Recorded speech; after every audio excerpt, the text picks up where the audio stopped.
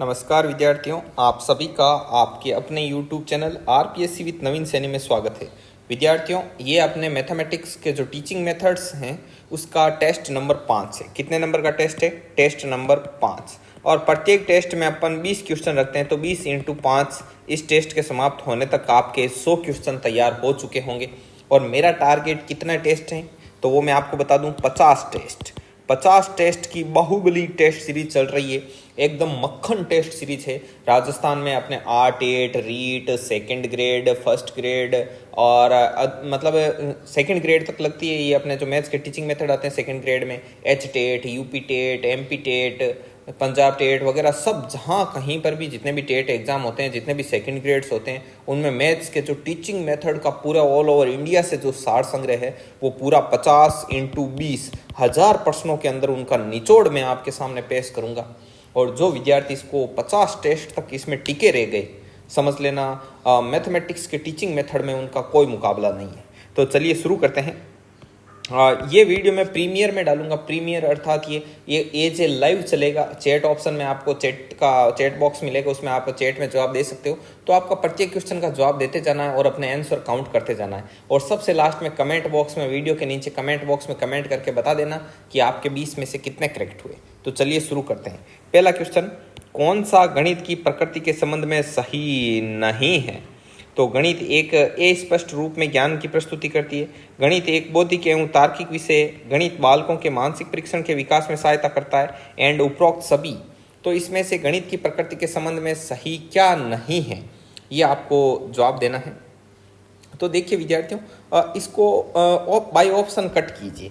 देखो, गणित एक बौद्धिक एवं तार्किक विषय है, ये बात बिल्कुल सही है। तो उपरोक्त सभी वाला ये ऑप्शन भी अपन नहीं ले सकते। हमको ये ढूंढना है कि इसमें सही क्या नहीं है गणित के संबंध में। गणित बालकों के मानसिक परीक्षण के विकास में सहायता करता है, बिल्कुल करता है। लेकिन गणित स्पष्ट रूप में ज्ञान की प्रस्तुति नहीं करता, बल्कि स्पष्ट रूप में करता है। तो ऑप्शन 1 आपको चूज करना होगा। ऑप्शन 1 इसमें सही जवाब होगा। आगे बढ़ते हैं। अगला है, गणित की प्रकृति के संबंध में कौन सा कथन सही नहीं है? गणित की प्रकृति के संबंध में सही नहीं है वो बताना है आपको। ये एक निगमनात्मक विज्ञान है। गणित तार्किक विचारों का विज्ञान है। गणित में मात्रात्मक तथ्यों और संबंधों का अध्ययन किया जाता है। गणित विज्ञान की क्रमबद्ध, संगठित तथा यथार्थ शाखा है। तो सही जवाब बताइए आप लोग। आप लोगों को बता दूं कि यदि आप इन प्रश्नों में अनकंफर्टेबल फील कर रहे हैं तो 22 क्लास के अंतर्गत पूरे के पूरे टीचिंग मेथड का निचोड़ है कि नहीं, 22 क्लासों में पूरे टीचिंग मेथड मैंने पढ़ा दिए हैं। प्ले लिस्ट में गणित शिक्षण विधियों के नाम से जो प्ले लिस्ट बना रखी है उसके अंदर जाकर आप उसका आनंद ले सकते हैं और बहुत ही सरल तरीके से, सरल भाषा में, कम से कम समय में आप मेथड्स पर अच्छी कमांड बना सकते हैं। तो इसका जवाब दीजिए, गणित की प्रकृति के संबंध में कौन सा कथन सही नहीं है? तो देखो, गणित है, पहले ऑप्शन कट करते हैं। गणित विज्ञान की क्रमबद्ध, संगठित तथा यथार्थ शाखा है, ये बात बिल्कुल सही है, ठीक है। गणित में मात्रात्मक तथ्यों और संबंधों का अध्ययन किया जाता है, बिल्कुल सही है। गणित तार्किक विचारों का विज्ञान है, ये भी सही है। लेकिन गणित निगमनात्मक विज्ञान नहीं है, गणित आगमनात्मक विज्ञान है। कौन सा विज्ञान है? आगमनात्मक। तो ये कथन सही नहीं होगा पहला। तो पहला आपका जवाब हो जाएगा, करेक्ट जवाब होगा पहला, ऑप्शन 1। आगे बढ़ते हैं।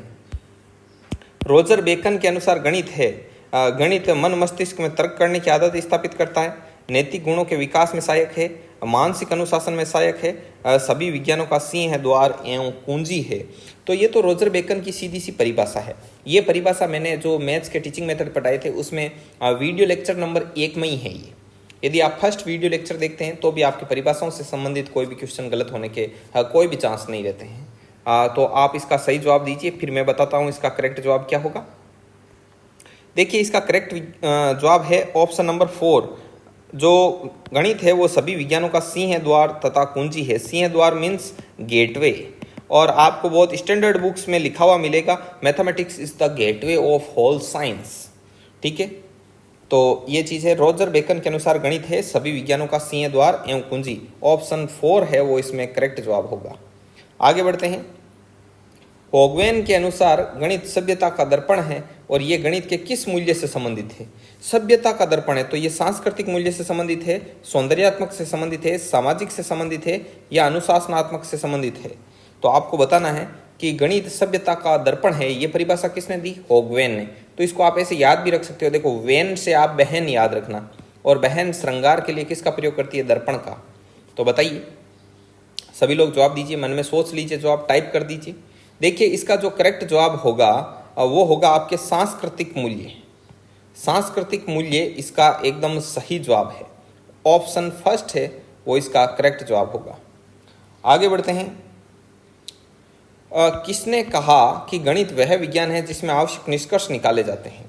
तो बताइए इसका सही जवाब। लेवनीज, नेपोलियन, बर्ट्रैंड रसेल या बेंजामिन पियर्स? सही जवाब प्रस्तुत करना है इसका।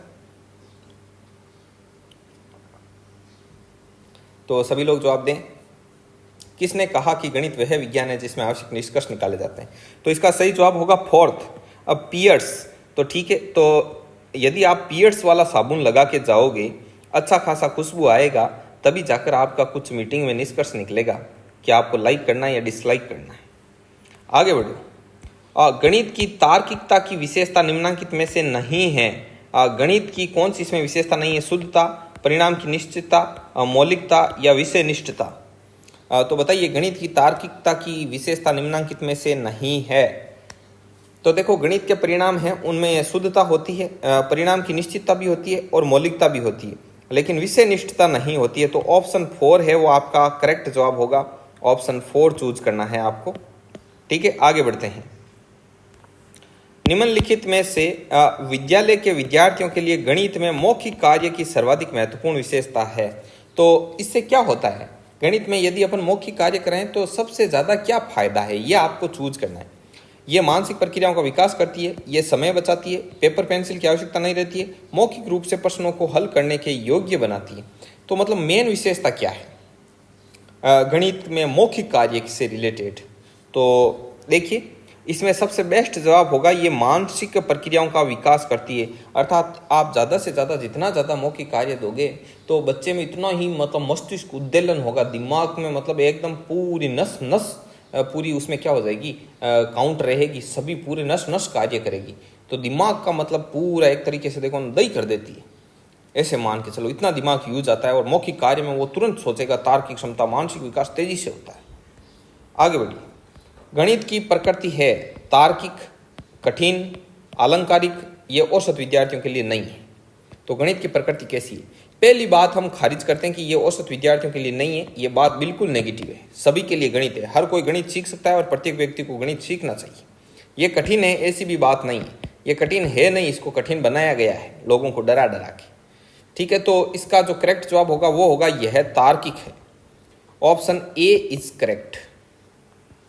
आगे बढ़ते हैं। क्रियात्मक गणित का महत्व है। क्रियात्मक मतलब इसमें अपन लर्निंग बाय डूइंग वाला काम फॉलो करेंगे। लर्निंग बाय डूइंग मतलब करके सीखना। क्रियात्मक गणित, यदि अपन कर करके किसी कार्य को सीखते हैं तो उसका क्या फायदा होता है? तो देखिए, उसे प्रत्यक्ष अनुभव भी मिलते हैं, स्वयं करके भी सीखता है, अवधारणाएं स्पष्ट भी होती है और ज्ञान क्या होता है, स्थायी होता है। तो इसमें उपयुक्त सभी सही जवाब होगा चौथा। क्रियात्मक गणित का ये महत्व है। आगे बढ़ते हैं। निम्नलिखित में से किसे गणित पाठ्यक्रम व्यवस्था में सबसे उपयुक्त दृष्टिकोण माना जाता है? तो सबसे उपयुक्त क्या होगा दृष्टिकोण गणित पाठ्यक्रम व्यवस्था में? ठीक है, किस चीज़ का ध्यान रखना चाहिए? तो गणित में मनोवैज्ञानिक दृष्टिकोण को ध्यान में रखना चाहिए सबसे ज़्यादा, सामयिक को, एकात्मक को या सर्पिल को? तो बताइए। तो गणित पाठ्यक्रम में हम उसी दृष्टिकोण का ध्यान रखेंगे जैसे गणित की प्रकृति है। और गणित की प्रकृति कैसी है? सर्पिलाकार है। तो 4 ऑप्शन है वो एकदम करेक्ट जवाब होगा अपना। गणित की प्रकृति सर्पिलाकार है, इसलिए इस सर्पिल व्यवस्था का सबसे ज़्यादा ध्यान रखना चाहिए पाठ्यक्रम में। सर्पिल का मतलब ऐसे है, जलेबी की तरह ऐसे है, उसका प्रत्येक ऊपर का जो फाउंडेशन होता है, ऊपर का जो कार्य होता है, उसके लिए नीचे वाला कार्य आधार का कार्य करता है। अगला क्वेश्चन नंबर 11। कौन सा व्यक्तित्व गुण गणित के अध्ययन से विकसित नहीं हो सकता? समस्या समाधान, रटने में विश्वास, अमूर्त चिंतन और तार्किक चिंतन। अर्थात एक प्राणी यदि गणित का नियमित रूप से अध्ययन करे तो इनमें से कौन सा गुण है जो विकसित नहीं होगा? इनमें एक गुण ऐसा दे रखा है जो विकसित नहीं होगा, बाकी 3 विकसित हो जाएंगे गणित पढ़ने से। बताइए सही जवाब। मैं पानी पी लेता हूं थोड़ा।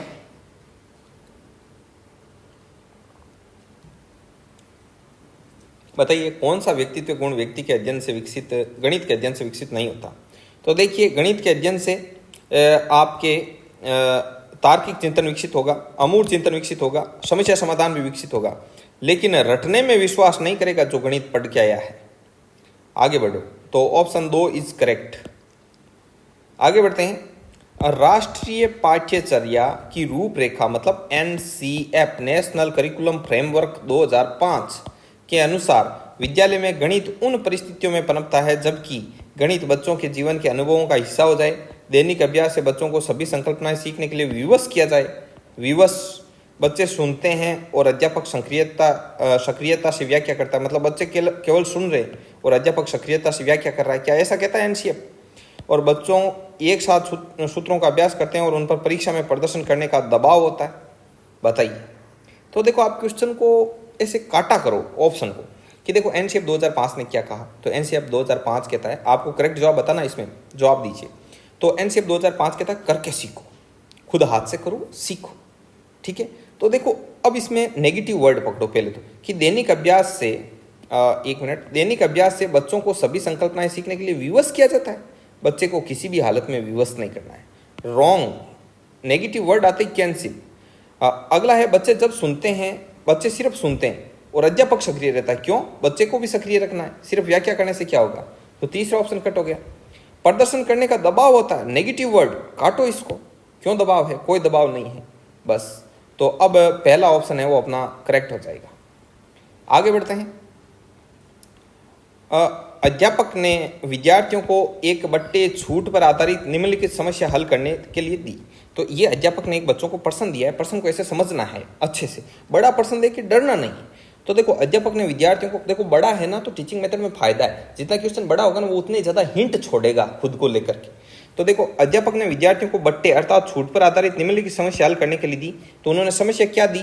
तो ये एक समस्या है, मतलब प्रश्न यहाँ से शुरू होता है जो शिक्षक ने बच्चों को दिया है प्रश्न करने के लिए। तो क्या प्रश्न दिया कि एक कमीज और स्वेटर के अंकित मूल्य 200 रुपये और 300 रुपये थे। ठीक है। और कमीज व स्वेटर पर बट्टा करने से 20%, मतलब कमीज पर तो 20% की छूट थी और जो स्वेटर थी उस पर 12% की छूट थी। और बिल तैयार के करते समय गलती से दुकानदार ने इन वस्तुओं के बट्टे की अदला बदली कर दी। ठीक है। मतलब ये 12% छूट तो उसने इस पर लगा दी 200 रुपये पर, और ये 20% छूट किस पर लगा दी? 300 रुपये पर।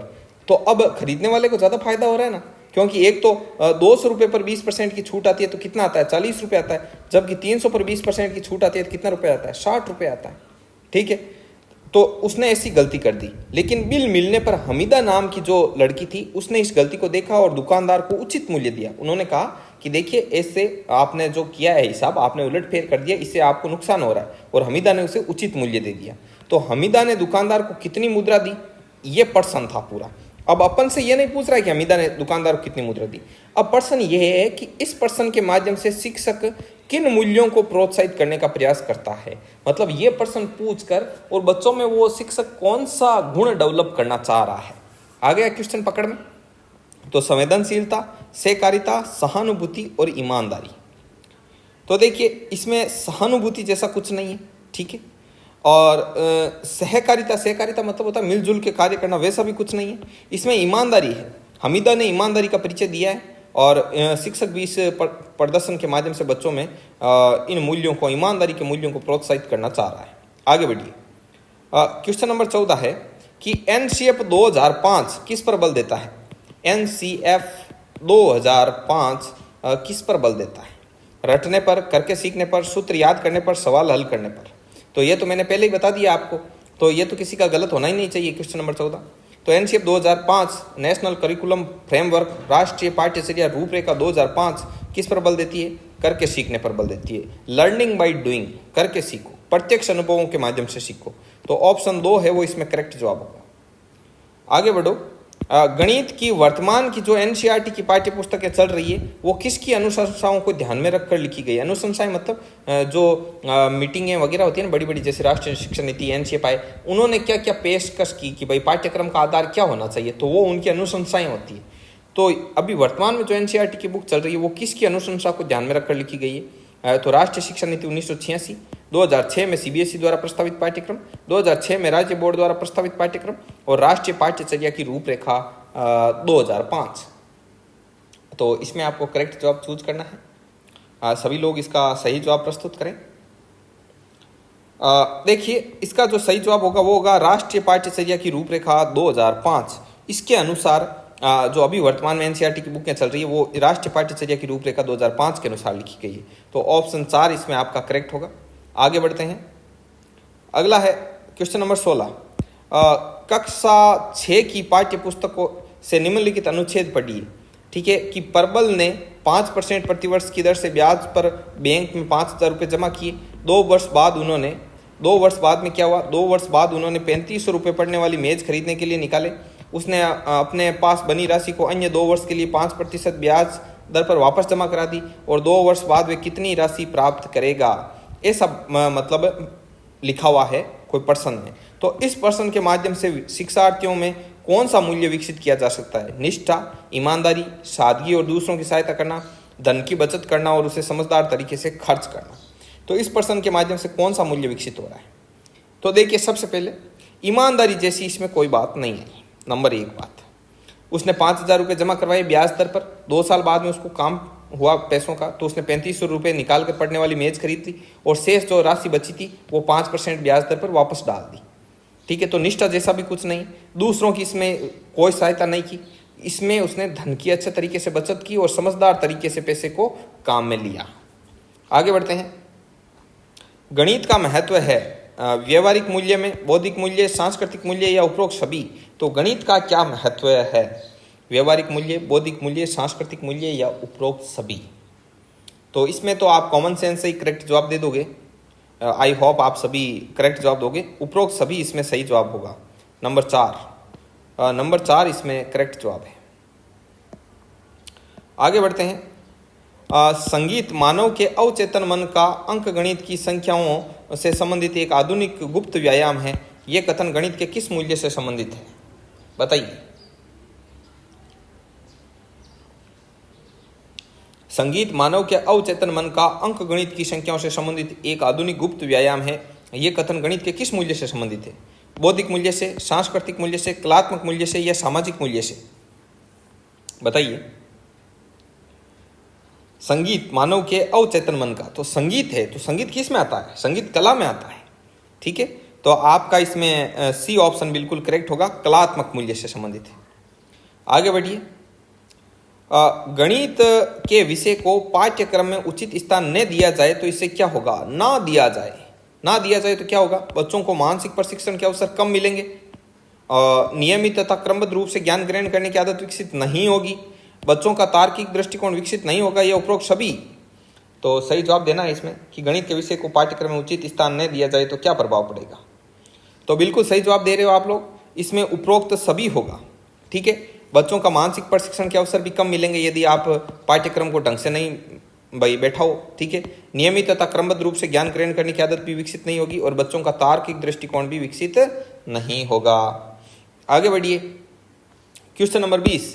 लीलावती पुस्तक किसने लिखी? ये तो सीधा फैक्चुअल क्वेश्चन है, आता है तो ठीक है, वरना दिमाग लगाने का काम ही नहीं है। तो आर्यभट्ट, ब्रह्मगुप्त, रामानुजन और भास्कराचार्य। तो इन 4 में से आपको करेक्ट जवाब चूज करना है। तो इसमें सही जवाब होगा भास्कराचार्य। ठीक है, ये बहुत पॉपुलर क्वेश्चन है, इसको ध्यान में रखना। तो अब आप बता दीजिए कमेंट बॉक्स में कमेंट करके कि 20 में से कितने क्वेश्चन करेक्ट हुए। ये अपना टेस्ट नंबर 5 था। टेस्ट नंबर 6 आपको हर रोज ऐसे एक टेस्ट मिलता है, नेक्स्ट डे मिल जाएगा। और इन टेस्ट को लगातार देते रहिए। इनमें जो दुर्लभ आपको प्रश्न मिलते हैं तो उनको अपने नोटबुक में नोट डाउन कीजिए। PDF है वो टेलीग्राम चैनल पर मिलेगी। टेलीग्राम चैनल का लिंक डिस्क्रिप्शन में दे रखा है। और इन प्रश्नों में यदि आप कठिनाई महसूस कर रहे हैं तो एक बार हमारे प्लेलिस्ट में उपलब्ध गणित शिक्षण वीडियो का कोई भी एक सिंगल वीडियो उठा के देख लीजिए। गारंटी है कि आप 22 वीडियो देखे बिना वहाँ से नहीं जा पाओगे। तो उन सभी वीडियो का अच्छे से अध्ययन कीजिए, आप बढ़िया तरीके से क्लियर हो जाएगा। इसके अलावा 2nd ग्रेड का फर्स्ट पेपर है जीके वाला। 2nd ग्रेड का फर्स्ट पेपर जीके वाला तो लगभग हमने 70 से 80% है वो अपलोड कर दिया है और बाकी का 20-30% भी जल्दी अपलोड कर देंगे। तो वो बिल्कुल निःशुल्क है विथ PDF। तो आप उसको प्लेलिस्ट में जाकर उसका भी आनंद ले सकते हैं। तो मिलते हैं नेक्स्ट वीडियो में, तब तक के लिए जय हिंद, जय भारत।